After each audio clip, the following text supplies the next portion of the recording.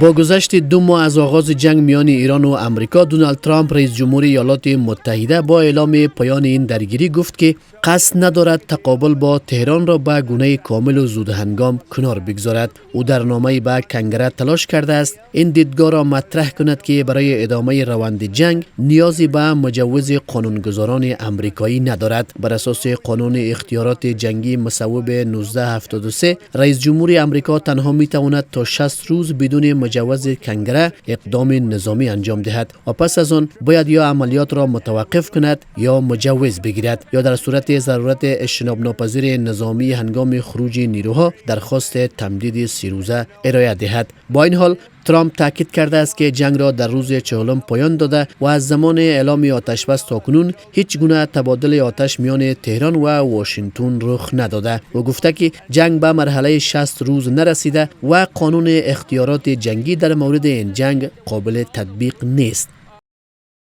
درگیری هایی که از 28 فوریه 2026 آغاز شده بود پایان یافته است. قصد ندارم تقابل با ایران را زود هنگام رها کنم، چرا که ممکن است چند سال بعد دوباره با همان مشکل مواجه شویم.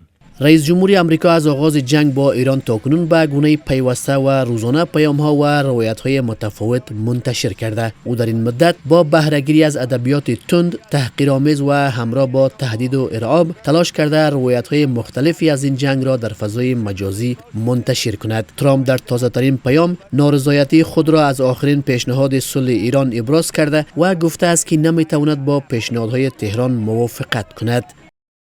آنان چیزهایی را درخواست می‌کنند که من نمی‌توانم با آنها موافقت کنم. ترامپ همچنین در نشستی گفت که نیروهای دریایی امریکا برای اجرای محاصره بنادر ایران مثل دزدان دریایی عمل می‌کنند. ما کشتی را تصرف کردیم، محموله را گرفتیم، نفت را هم برداشتیم. این یک کسب و کار بسیار سودآور است. ما مثل دزدان دریایی هستیم، تقریبا مثل آنها، اما شوخی نمی‌کنیم. در همین حال محسن رضایی عضو کنونی و دبیر سابق مجمع تشخیص مصلحت نظام با به تجربه خطاب کردن وزیر جنگ امریکا گفت که هگست ارتش ایالات متحده را در باتلاق خلیج فارس گرفتار کرده. رضایی تاکید کرد که امریکایی ها در ساحات زیادی را در خلیج فارس و دریای عمان یاد خواهند گرفت. وزیر جنگ به تجربه و بی سواد امریکا اگر درسش را خوب می‌خواند جغرافیا بلد بود و از ایران و پیچیدگی‌های تنگه هرمز و خلیج فارس اطلاعات کافی داشت، امروز ارتش امریکا را در باتلاقی که نه راه پیش دارد و نه راه پس گرفتار نمی‌کرد. اعلام پایان جنگ از سوی ترامپ با تردیدها و انتقادهای داخلی و خارجی همراه شده و روایت‌های متناقض درباره این درگیری همچنان ادامه دارد. اظهارات مقام‌های ایرانی از جمله رضایی نشان می‌دهد که تنش‌ها کاهش نیافته و خطر ادامه تقابل میان دو طرف همچنان پابرجاست.